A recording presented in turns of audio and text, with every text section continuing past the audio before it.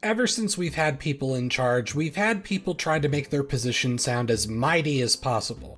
Almost every culture and civilization has had some equivalent of a king, some sort of implied position that means absolute authority and often backed up by something divine.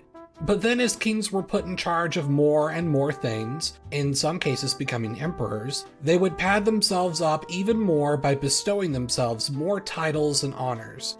After all, in a world with multiple kings, you want to appear as the best one. So I thought I'd make a video talking about the various titles, honors, and bestowments that monarchs have received that have really stood out to me. Sometimes for being really awesome, sometimes for being rather ridiculous. It could be a royal, military, or a civilian one. It doesn't matter. For the first one, we're going to go back to the ruler of the traditionally designated First Empire, Sargon of Akkad. After conquering Mesopotamia, he had the titles of being both the king of Akkad and the king of Sumer. But to top it all off, he declared himself Shar Kishatim, which roughly translates to king of everything. His grandson, Naram Sin, upon taking the throne, took a different title, the King of the Four Corners of the World. Some inscriptions also had it translating as King of the Four Corners of the Universe, which has led to some theories that perhaps one title referred to his rule on Earth and the other claimed his supposed rule in the world of the divine. While these titles are very simple, they were epic enough to be copied by many future Mesopotamian rulers. My favorite aspect about this is how sometimes the slight differences in language would lead to different titles meaning the same thing but sounding cooler. Yeah, King of Everything and King of the Universe both effectively mean the same thing in spirit, but when Ashur-nasir-pal II became ruler of Assyria, he took the title of King of the Totality of the Four Corners, sometimes epically shortened to King of the Totality. I mean, that's probably just the most epic way to say King of Everything, at least when translated into English. Ashur-nasir-pal II was no slouch when it came to epic titles. While more modern rulers had practical titles, just listing what they were in charge of, maybe adding the Great here or there, the kings of ancient times were not afraid to exaggerate to their heart's content.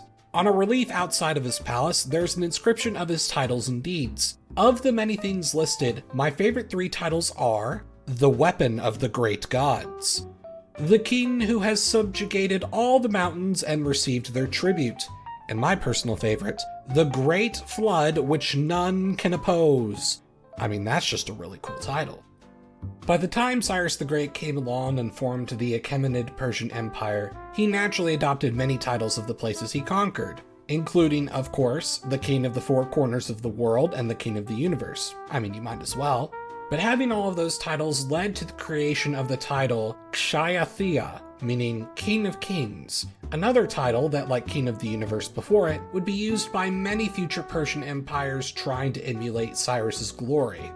This achievement was considered so impressive at the time, that's why in the Bible, God is referred to as the King of Kings, trying to basically say, hey, he's as cool as Cyrus. That's how cool he is. Moving to the east, the emperors of China were usually reminding their subjects about their connection to the mandate of heaven, a concept used to validate their rule by connecting it with divine approval. They're in charge because the heavens said they're in charge.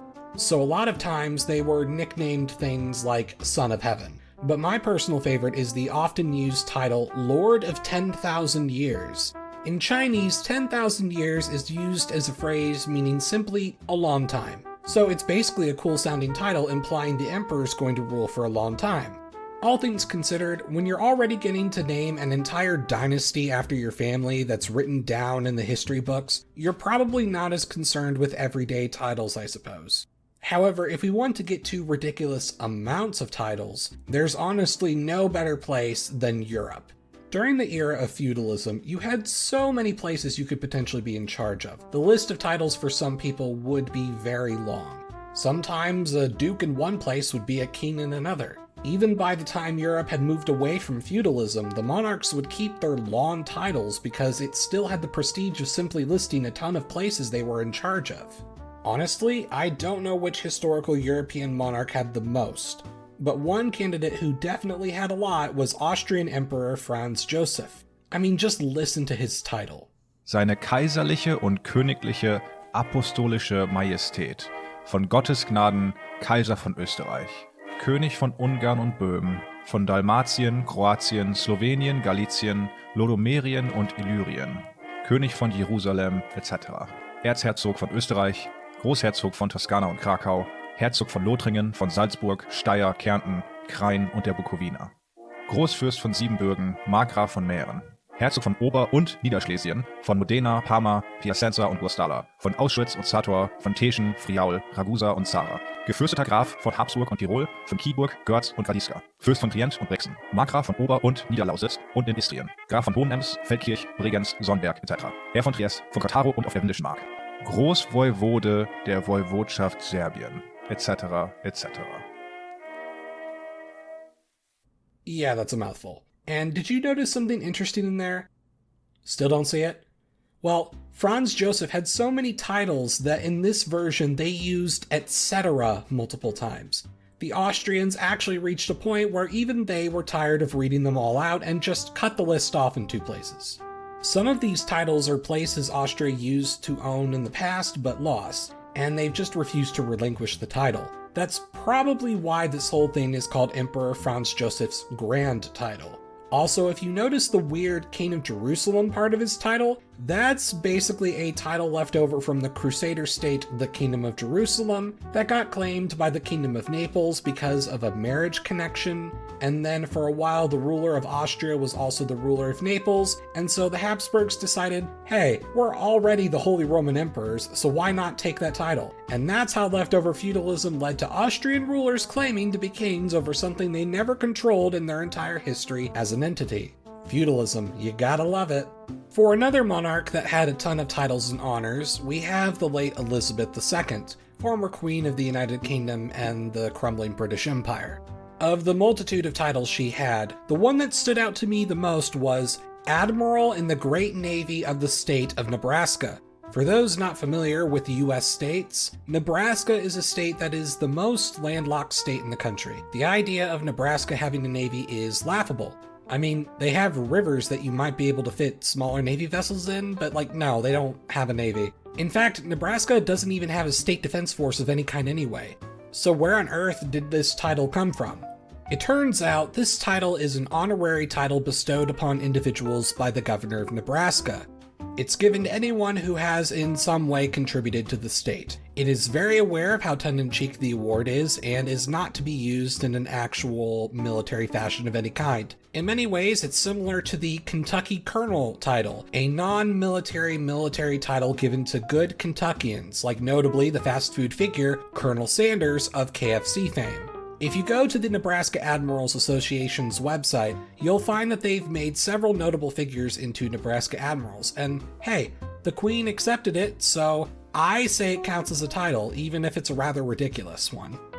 For a final inclusion, we're going to stretch the video's topic just a little to include dictators. While dictators don't usually claim divine right to rule like kings do, they effectively also have wielded absolute power while pampering their image up with titles. Former dictator of Uganda, Idi Amin, claimed to be the uncrowned king of Scotland, which was already ridiculous enough. But then there's his full title. His Excellency, President for Life, Field Marshal Al-Haji Dr. Idi Amin Dada, VC, DSO, MC, CBE, Lord of all beasts of the earth and fishes of the seas, and conqueror of the British Empire in Africa in general, and Uganda in particular. It honestly feels like Idi Amin really took bits and pieces from all over history here. He's got the ancient historical exaggeration by saying he commands Earth's wildlife.